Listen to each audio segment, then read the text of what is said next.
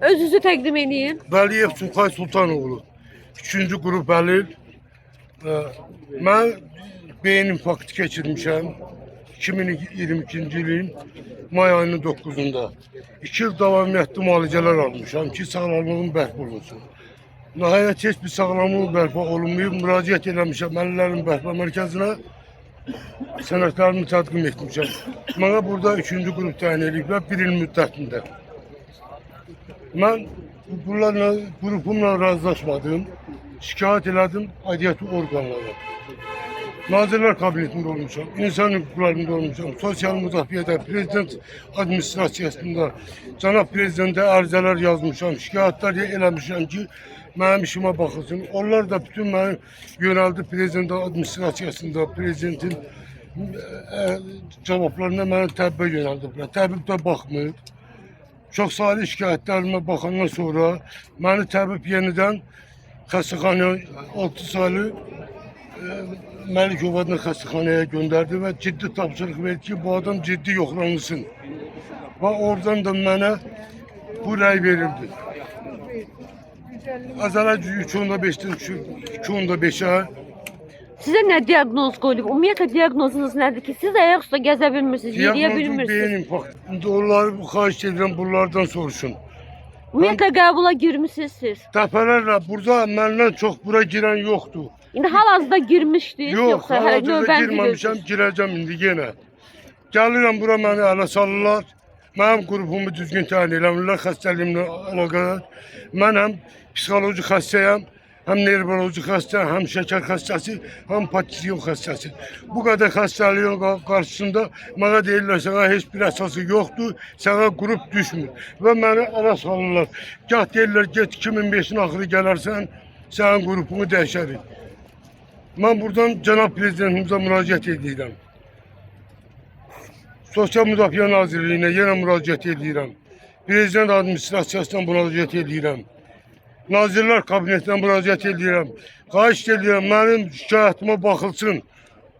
Məni o dərəcəyə çatdırıblar ki, mən intihar eləmək istəyirəm. Yox, o çıxış yolu deyil dayı, elə ki. Yox da bir insanın hüquqları əgər bərpa olunmursa, o insan ölmüş kimi bir şeydir. Mən Konstitusiya Məhkəməsinə müraciət edirəm. Ali Məhkəməyə müraciət edirəm. Mənim hüquqlarımı bərpa eləsinlər. Mən artıq boğaza yığılmışam.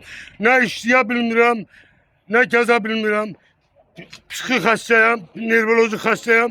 Gəlirəm bura, baxmırlar mənim xəstəliyimi düzgün diaqnoz vermirlər. Mənə deyirlər, sənin başına biz başa görə dad vermirik, 50'lik vermirik.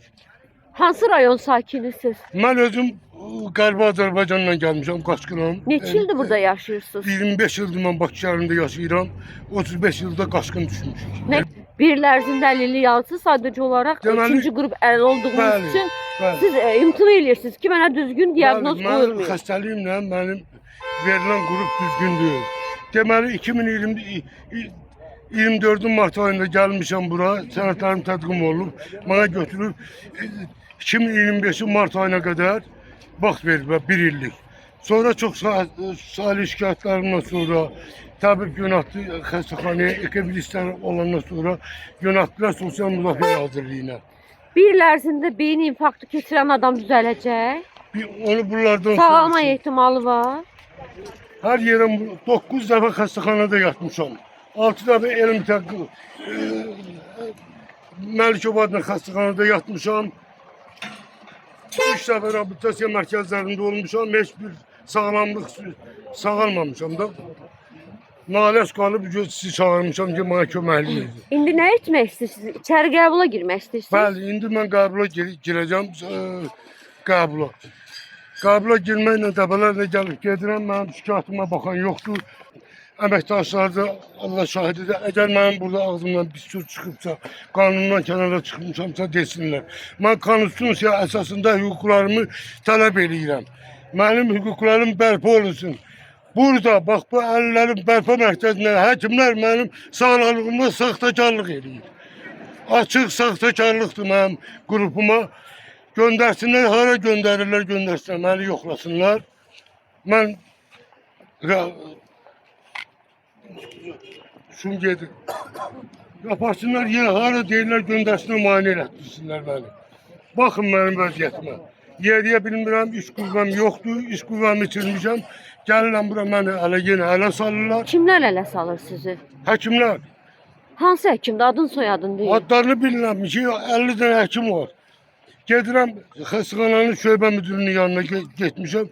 Mənə deyir, get 2025-in axırı gələrsən, sənin əlilliyini dəyişərik. Bu ələ salmaq deyilmi məni?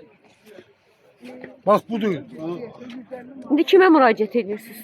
Mən buradan müraciət edirəm cənab prezidentimizə, Ali Baş Komandanıma, prezident administrasiyasına, Mehriban xanıma müraciət edirəm.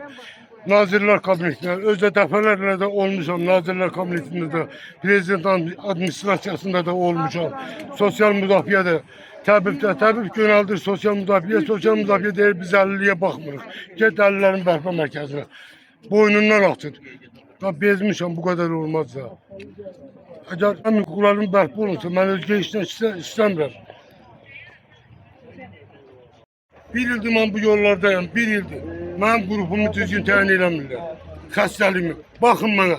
Mən ayaq üstə dura bilmirəm. Mənə deyirlər, get işlə. Mən bu vəziyyətdə işləyə bilərəm. Əgər mən iş qüvvəm olsa, mən bura gəlmərəm. O pensiya mənə lazım deyil. Mən yenə üzümü tuturam cənab prezidentimizə, Ali Baş Komandanıma.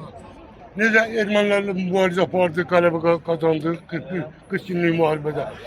Bu saxtakar məmurlardan bizim tutasın canımızı. Dəfələrlə prezident özü çıxış elində deyir ki, xahiş eləyirəm, məmur öz başçılığına qarşı mənə zəng eləyim. Mənə prezident administrasiyasına, prezidentin təhlükəsizlik şurasına, dövlət təhlükəsizlik xidmətinə zəng eləyim.